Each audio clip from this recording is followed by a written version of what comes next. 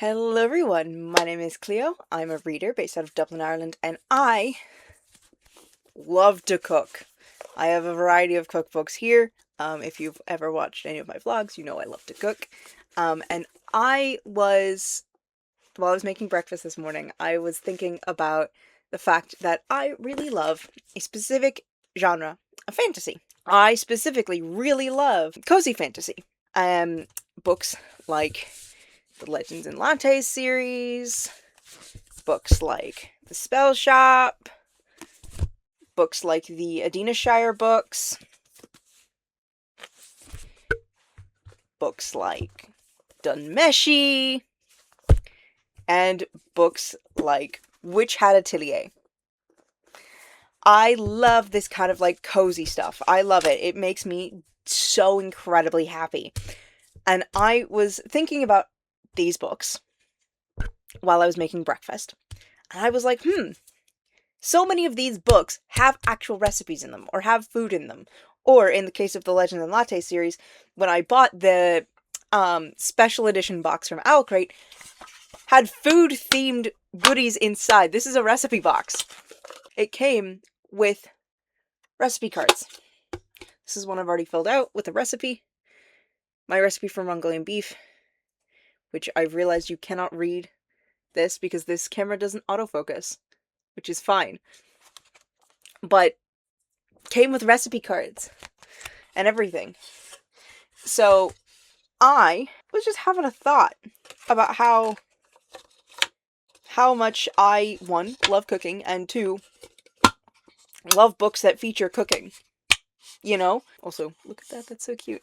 To the point that another goodie from the same, collection set I use as my bread log. Because I'm a baker, I make bread. And so I use it to keep track of all of my loaves that I've made. So I know what ones I like, what ones I like, what experiments work, what doesn't work, things like that. Point is, food is important to me. I like cooking. I make my own pickles. I have a ginger bug. I have a sourdough starter. I make jams. I cook elaborate meals, pretty regularly. I like food. I like making food. I like feeding people. It's this very fun mixture of my mom's Midwestern sensibilities, to be the hostess with the mostest, and my dad's very Irish sensibility of, I want to feed people until they fucking burst. And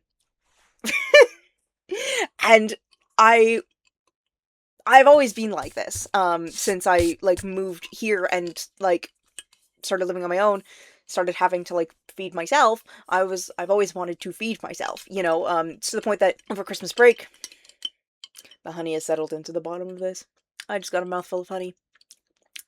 Yummy, but also, so much so that over Christmas, when we were at my grandparents' place, my grandma had a bunch of, berries that were gonna go off, and I was like, oh, I can just make jam out of it. You've got all the stuff to make jam. I can make jam. And she was so fascinated by the fact that I could just make jam out of whatever she had in the kitchen. She had sugar, she had fruit, she had lemon to cut the fruit, to cut the sweetness. Done. Done. She had an immersion blender even, and since I was using berries with seeds, raspberries, blackberries, it was perfect because it meant that I could grind up the seeds. She was delighted by it. I've always been the type of person to, just cook and to, look at a fridge and go, I can make something with that. I mean, I regularly, just take whatever leftovers I have and throw it together and make something. I cook soup all the time. I make colcannon. I make, stews. I make a Chinese takeaway. I make all kinds of stuff all the time. It's something I love to do. I can cook steak, I can cook chicken, I can cook all kinds of stuff. I love doing it. But I was looking at all of my cozy fantasy and I was like, all of this is to do with food. All of this has a big theme of food. Why does it have a big theme of food? So, in today's video, we're going to examine that big theme of food. And why exactly food is such a major component of a cozy fantasy novel. So, if you want to hear me talk about food, Keep watching.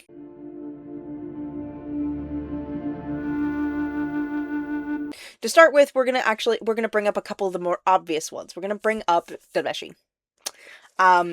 Something that is very important about this manga specifically to me in regards to this is the fact that this manga, despite the fact that it is weird monster food, actually has recipes in it. So these, again, this camera doesn't autofocus. I'm so sorry, but this is a list of ingredients and what to put in an omelet to make this omelet. You can use this to follow a recipe. You can use this and the actual actions on page to make an omelet. And that is really cool, right? Again, Dunmeshi, Delicious in Dungeon, is absolutely entirely a cooking manga. It is a manga about food at the end of the day. Like, all of the, like, fantasy goings on, all of the stuff with evil dark magic and Fallon, just Fallon, all of that is just the backdrop for a cooking manga.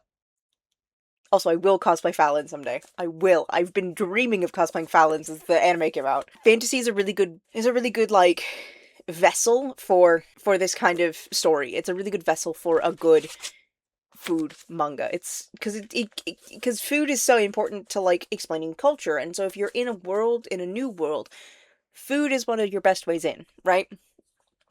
One of your best ways to know something about these people. What do they have access to? What resources do they have? What kind of like lives do they live? Do they perform agriculture? If they do, are they livestock based? Are they crop based? You know, all that kind of stuff, which is fascinating. Or are they subsistence gatherers? You know, are they hunters? You know, it totally depends. And that's like just delightfully fascinating, I think. Sometimes you will get books with actual recipes in it. Like in the case of the Adina Shire books. I'm just pulling up the recipe section at the back here. Recipes!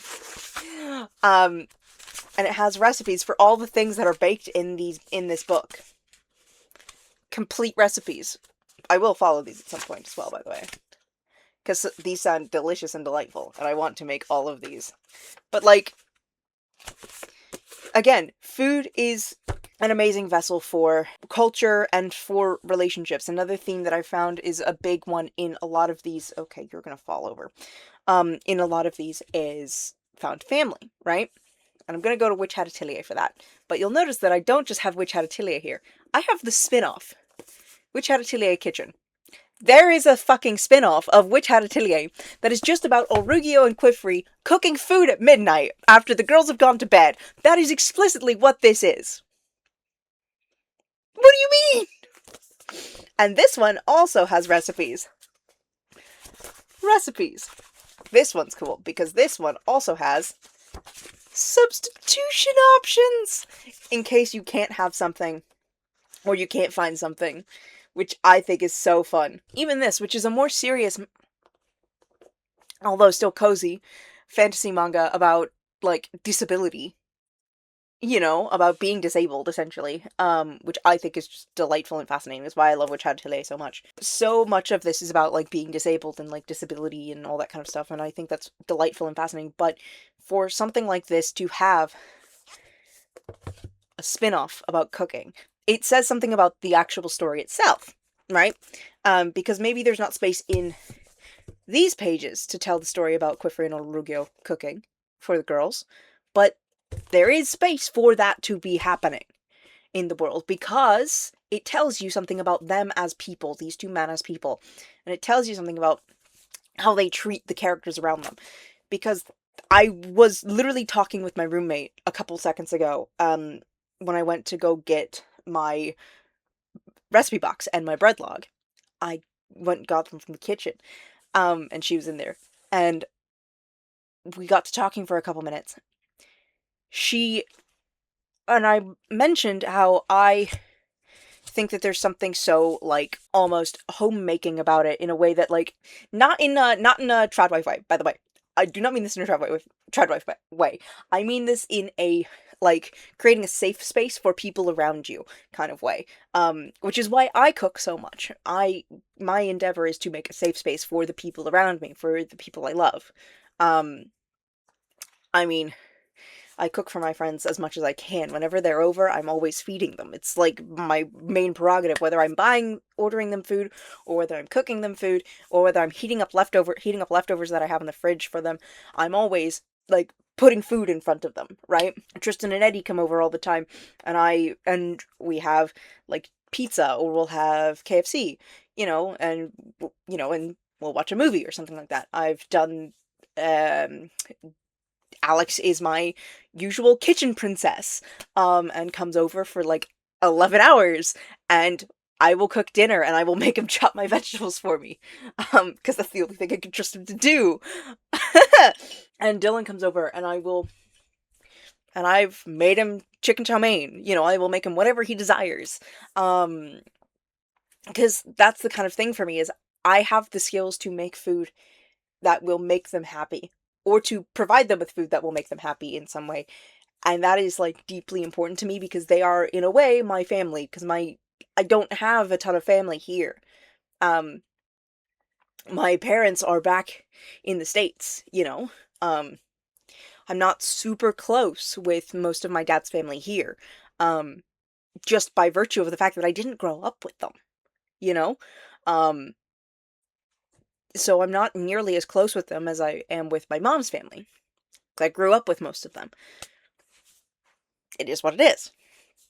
But that's the kind of thing of, like, I can provide for my family in this way. And I think that that is, like, that is something that is how food is used, especially in something like Witch Hat Atelier.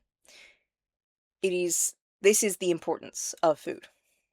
Because Cliffrey and Aurugio, at the end of the day, are kind of those girls' parents. They're pseudo-parents in this really messy situation where they are really young, learning magic, and don't necessarily know what's going on, and magic is particularly volatile. And when you're young and you're using something particularly volatile, it can be really dangerous. And so this really, to me, emphasizes that, like, sort of, like, dynamic between these two and the girls in a way that, like, is absolutely covered in the manga, in the main manga, but this emphasizes it even more. And I think that that is, like, just important. There's something so specific about the need to care for people with food, and I think that that is something that is, like, very much covered on in this, but I think it's just covered on in general in this genre, the idea that, like, even if you are not necessarily most physically imposing, even if you are not necessarily able to be the toughest, this will help. The House Witch books, which I have listened to on audiobooks, I've listened to the audiobook, so I don't have a physical copy, but the House Witch book, the House Witch,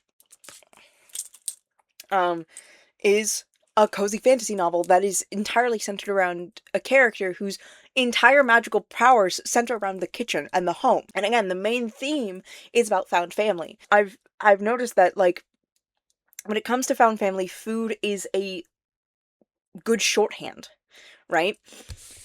With the spell shop.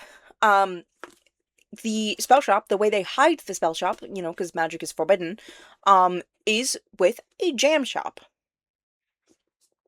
They use food as a cover story, where, when it's not necessarily a viable option to do anything else, when it's not viable to openly have a spell shop, they instead cover up the potions with jam.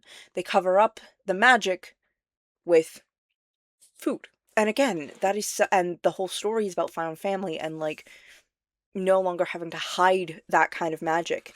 And I think that that is so, so important in, like, being able to process the themes of the book.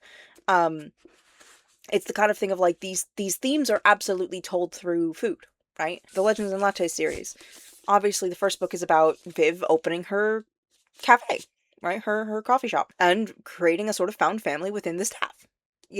That is, in fact, the theme.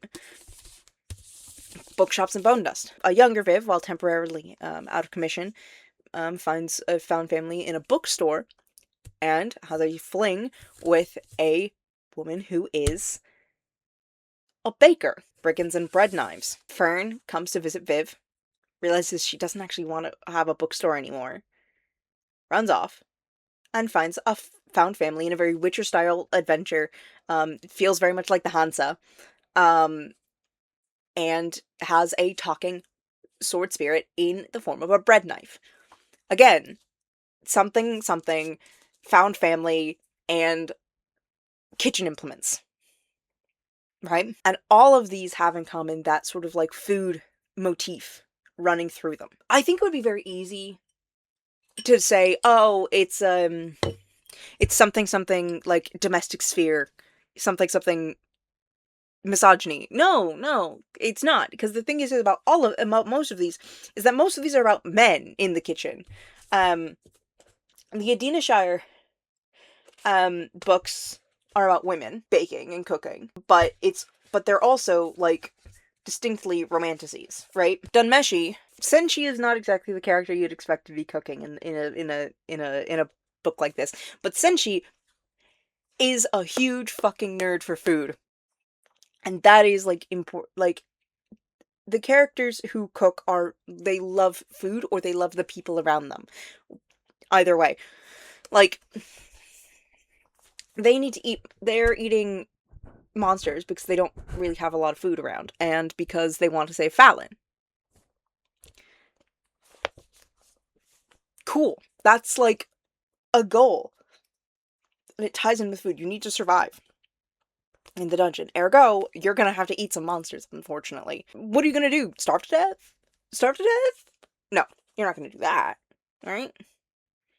You're gonna eat the monsters. Survive. I think that sort of like, who's doing the cooking? Like, Quifrey is the one doing the cooking in Witch Hat Atelier Kitchen. Like, I mean, Quifrey and Albrigio, but largely Quifrey. Like, the fact that these two men are cooking all the time for each other and for the girls that they're taking care of, again, it's that sort of thing of like, it'd be very easy to take this sort of like cooking motif and make it into something that is like, oh, it's about misogyny, it's about women being back in the kitchen. No, it's not. It's about caring for the people you love. It's really easy to show that you love someone with food. Like, that kind of like care and like that sort of providing for people is so inherent and important to like living, right? Like, my roommate, same one I was talking to earlier, her family was in town recently for Easter, and I had offered them some of the orange and lemon olive oil cake I'd made last week. Um, and I had said, you can have some. I told my roommate, hey, make sure you offer this to your family. I was about to leave, but I was about to leave the apartment, but I wanted to make sure that she knew to offer this to her family. And her family, she told me later, was like, she's offering us a part of her soul? Because that's kind of what, they were really touched, but they were really like shocked that someone would just like offer. Now, I will say, they are Italian. This is probably a slight cultural difference here, because to me it is not nearly that important.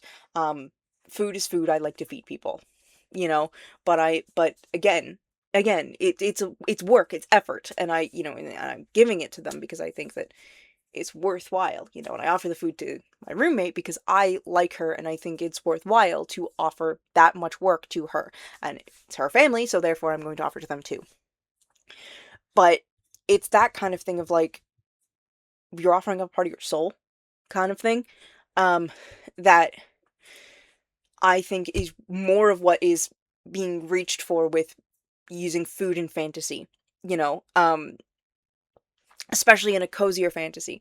Like, my friends all call me a little bit of a housewife. Everyone knows I'm a bit of a housewife. Like, darning a sock. Like, I was truly born to be a housewife. If it wasn't for the fact that I like vaccines and feminism, I would in fact be a housewife. But unfortunately for the world, I do in fact like vaccines and feminism. And so, like, to me, it's a lot of this kind of like fantasy stuff. Like, it's this sort of like cozy fantasy trope of like people cooking constantly, and food being a major theme. to me it's very familiar because I cook like that, and I know why I cook like that, and it's because I love the people I'm with. I love the people I'm cooking for, and I want them to be happy and healthy and cared for, and so that means I cook for them. And that to me is important. And so to me, I recognize all of this like very much as a behavior done by some as like a behavior or even like a way of like expressing the theme of found family in a way that isn't necessarily like banging it in your face. These people love each other. These people love each other. Like it's a way of doing it without like just like fucking smacking you in the face with the words themselves. Again, one of the big rules of writing is of course show don't tell. This is how you show it in this particular like genre is feeding people. And I think in a lot of genres it could be used that way, but I think fantasy does it best because fantasy has the option to be either super mundane with, more cozy fantasy kind of styles of books or be super super intense. And either way, food is deeply important in that regard. Even in Lord of the Rings, elven bread, lembas bread, right? Again, food, major motif here. Brought to the Fellowship by Legolas. Bringing his food, his elven bread to the group so that they can survive the long journey ahead. And so to me, all of this kind of like food as an archetype for found family makes a lot of sense because food is again like a central feature of our lives. We don't do anything without food. Even a single day without food, and you start getting sluggish, you start getting tired, you start being unable to function. And so, having family be represented by good food, I think, is only natural. But I also think that it makes a lot of sense for, like, cozy fantasy where, the magic is sort of mundane to have this sort of, like, food based motif because again the magic is mostly mundane, and so when the magic is mundane you end up with a situation where what would people do with magic in a mundane situation? They'd make food, right? They'd make clothes, they'd make all sorts of things, right? The mundane magic is generally hearthbound, and emphasizing that matches up with that like found family trope really well in a way that lets an author show you a lot more of that family dynamic without necessarily like pushing it into your face that these people consider themselves family, because sometimes that doesn't work for the characters. Sometimes that doesn't make sense in character for them to do that. Like I can think of a ton of characters that wouldn't necessarily be like, yes, we are family, because that wouldn't make sense for them to do. It would be an odd thing for them to do. If they did say that, the rest of the characters would be like, "Are you good? Are you good? You good? You okay?" And so that kind of thing I think is deeply like tied up in this sort of net of cooking and of food. When your magic can protect people from like grave threats, cool, great, awesome. That makes you useless in every other situation. And so I think it really, like, one, it can be used to show the versatility of magic, but also the versatility of the people. Because sometimes you can't use magic to hurry along food, you know? Sometimes the food has nothing to do with the magic. And so if that's the case, do you have any use outside your magic, right? And I think it also like lets an author like explore like the tangible skills that a character has outside of just they have magic, because I think it's very easy for an author to make magic a crutch for a character versus like having a character have an actual like life skill set, which might not always apply, because magic might not always apply. The life skill set also might not always apply. My ability to cook and bake has no like bearing on anything to do with like my like college career, let's say. However, it does mean that I am a much more well-rounded individual than if I didn't have those skill sets. It gives me a point of view that's a lot more broad. It gives me a lot more like sets of knowledge, bits of information, right, to work from. If you are only good at one thing, you are actually you are actually not good at it at all, is the way I view it. Because if you cannot branch out into multiple skills, you will end up getting stuck and not know how to get yourself out of a situation, or how to solve a problem. Because sometimes the answer to the problem doesn't actually come from what the obvious subject matter is. Like, for example, with baking, let's say, or cooking even, a lot of what I do in regards to cooking and stuff like that is basic chemistry. There is some basic chemistry involved in how I like calculate, like, what do I need to add to, say, a soup if I'm just making soup? What do I need to add to this soup in order to make it taste like something and not have it be bland, right? What do I need to do there? Okay, salt. Do I need to add a base? Do I need to add an acid? There is some basic chemistry going on here, right? In order to enhance the flavors of the soup. If I didn't know how to do basic chemistry, I wouldn't know what I'm doing, right? It's basic chemistry, like, it's some basic chemistry. It's nothing crazy, but it is some basic chemistry. Oh, I'm using something that is particularly, like, carb heavy. Okay, cool. I'm going to need to add more salt. Carbs absorb a ton of salt. Um, if I want this to taste like anything, I'm going to have to use more salt than you think I'm going to have to. That kind of thing. It just takes some basic chemistry and some basic biology. And that's kind of the trick. You know, it's why I don't have a long life experience of cooking, but I am quite a good cook. Because I have other prior skill sets that I've studied that apply. Because it could take you 20 years to learn these things that I know about cooking. Or, if you know a couple basic, like, tidbits about basic chemistry, it could take you 6 months. Sorry, so the lighting's changed. Some amount. It's been a few hours. I had to keep a prior engagement. Anyway, like I was saying, more traditional homemaking, skills sets, I would say. While it would be very easy to, like, label the use of, for example, I'm darning a sock right now. It would be very easy just to label these as like, deeply feminizing, or any other form of, like, misogynistic, rhetoric around it. To me, in fantasy, it more indicates a sense of belonging and home. Because, again, found family is usually such a huge trope in fantasy, because usually there's been a lot of death and a lot of upheaval, and people have died, and, people have lost family members, people have lost loved ones. And so, to me, having that kind of sense of home is kind of the most important thing in a fantasy series, which, again, goes to these fantasy series that are very, like, have a very strong emphasis on family, on found family being so filled with food, and filled with making things and all that kind of stuff. And, like, to me, that type of search for a way to love people without being, when you can't say the words, or when the words are not welcome, or, or when the words mean less, to a person than actions do, because I think we all know someone who won't necessarily, like, you say that you like being around them and they don't necessarily believe you, um, because people have lied, people have said that they do like hanging out with them and they don't, I think your typical neurodivergent young adult can relate to that feeling of, like, well, these people said they liked me, but they lied to me. They didn't. They liked what I could do for them, or they liked, bullying me, or, like, teasing me, or what have you. Um, and so that kind of, like, I'm willing to put in time for you. I'm willing to put in effort for you.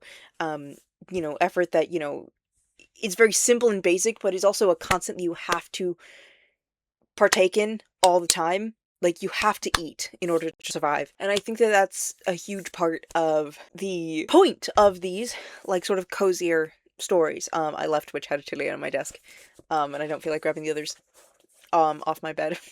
They're all just back there.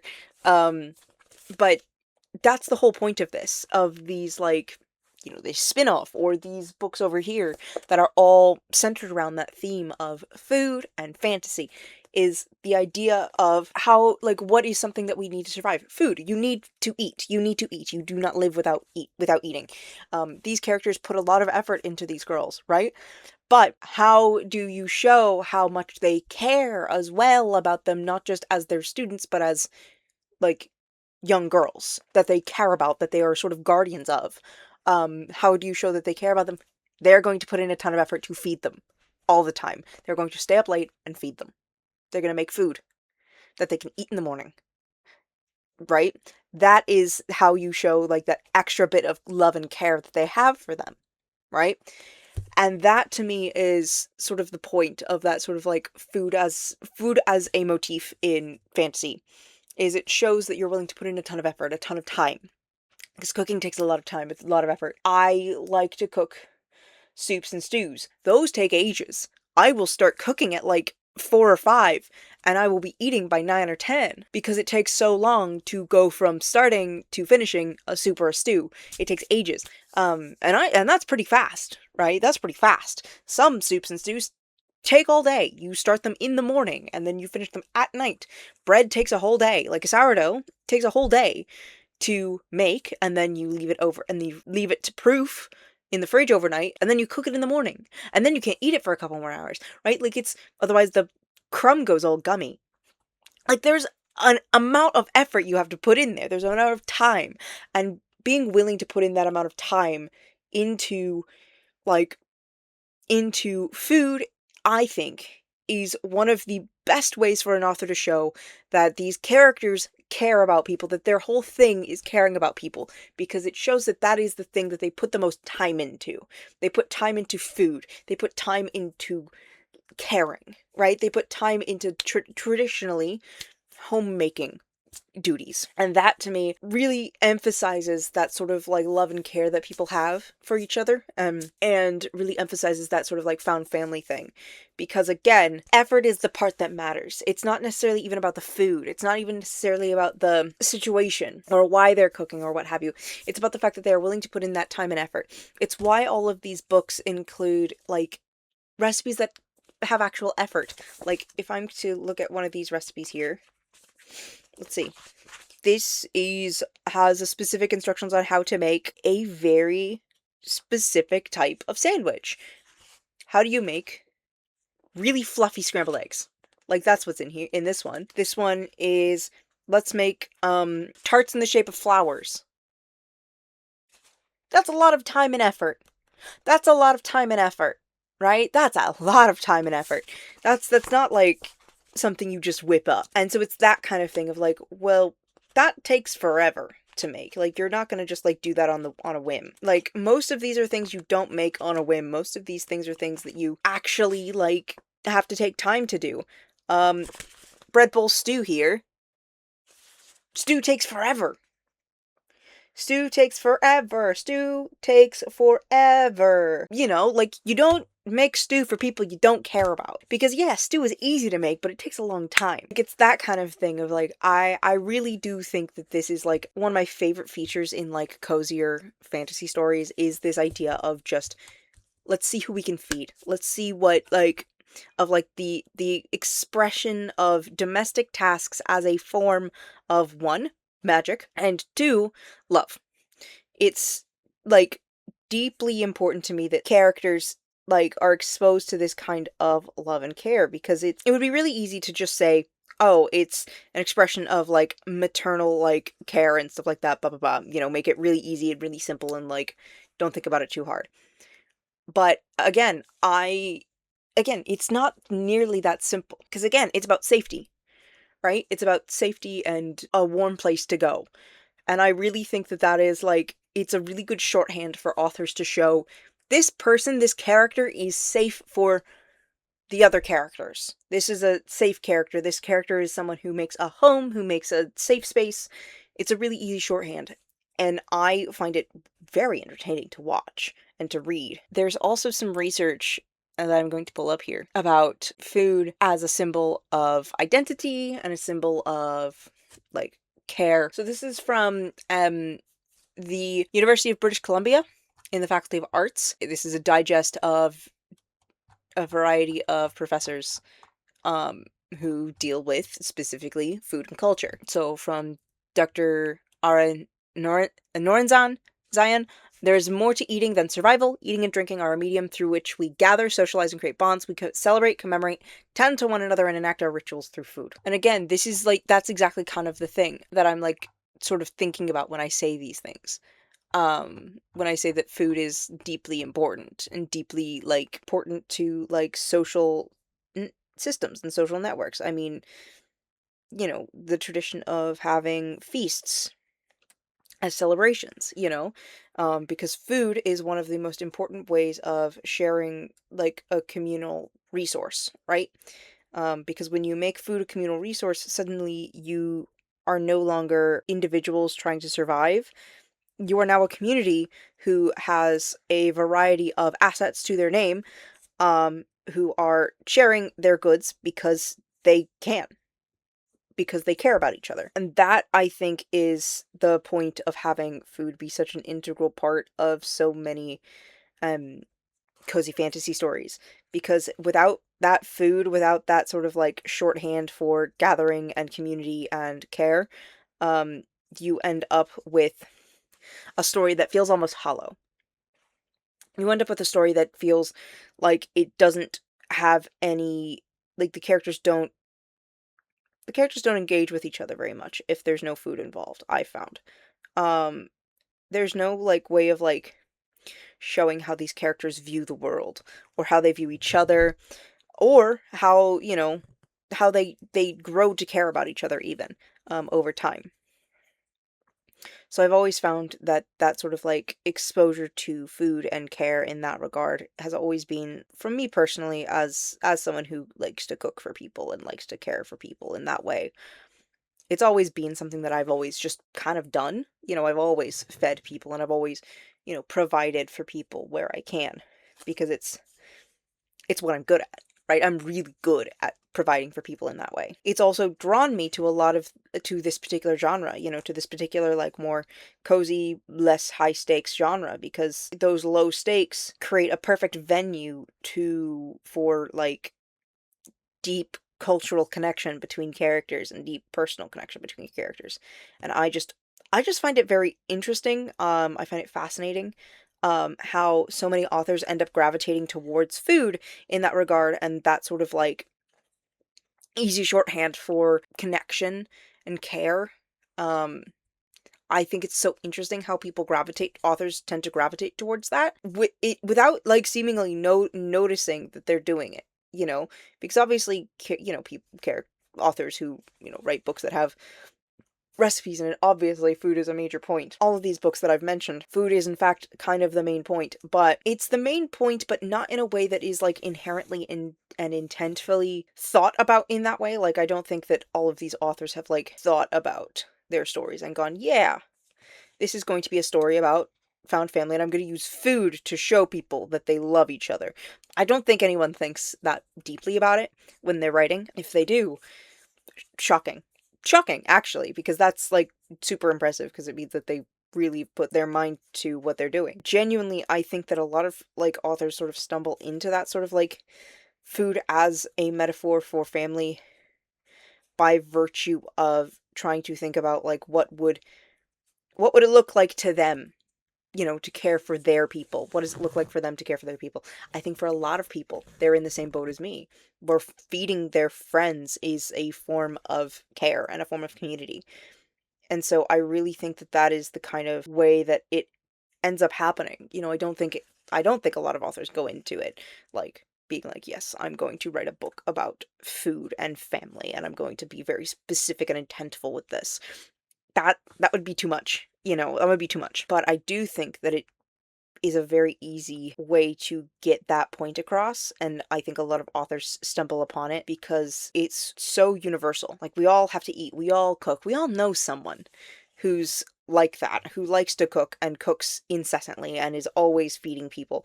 We all know someone like that, whether it's, friend or our own mother, like we all know someone like that, right? And so I really think that that's the kind of source of this motif at the end of the day, is this sort of like, we all know this person. We all, at the end of the day, recognize for what it is, because food is so central and the kitchen is so central to society as a whole. Like, culture focuses around food, religion often focuses around food, um celebrations focus around food. So being able to provide that sort of like safe space in the form of food and in the form of like food culture, I think is a very easy and also comforting thing to do as an author, because it's a very, again, it's an obvious choice, right? But it's not an obvious choice that feels like stilted.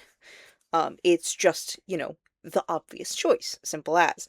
It doesn't feel forced, it doesn't feel like weird or anything. It is just the choice that you make. Home is where the heart is, home and hearth, all that kind of thing. Like, people think about food as part of, like, home. At the end of the day, that is what, the term hearth and home means. It's where the fire is, it's where it's warmest, it's where people are, it's safe, that kind of thing. So I really do think that it's, like, not inherently intentional when authors do this, when authors use food as their main motif of, like, coziness and comfort. But I think it does end up being the most suitable one because it is just inherently a good motif for that. This video has been a bit rambly because I obviously have, like, very specific thoughts, and I obviously know what I'm trying to say, but I'm not wholly sure that there's, like, literary critique evidence of this.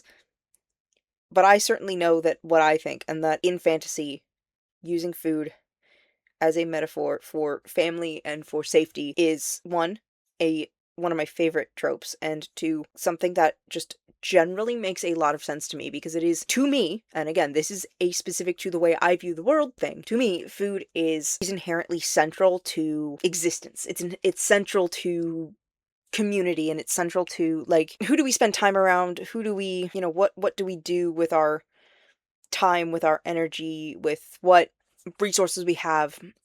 To me, it seems very obvious that it is an expenditure of energy to show a level of care. And again, this is because of how I view the world and how I perceive the world and how I perceive, cooking and such. So this obviously may not resonate for everyone. And so I can't say for sure that this is a universal thing, because maybe it's not, maybe it is just a kind of a me thing. If it's not just a me thing, then that's pretty cool, you know? Um, so yeah, this is mostly me just kind of rambling about, like, food and why I think food is important in fantasy, especially in fantasy that features, like, the found family trope so heavily. But again, I'm not sure that there is, like, active, like, literary critique evidence for this. I don't like, literary critique can be pretty specific, but also, like, there are certain things that are to do with, like, because I think there is definitely, like, literature around, like, gender norms to do with food in literature, but I'm not talking about gender norms here.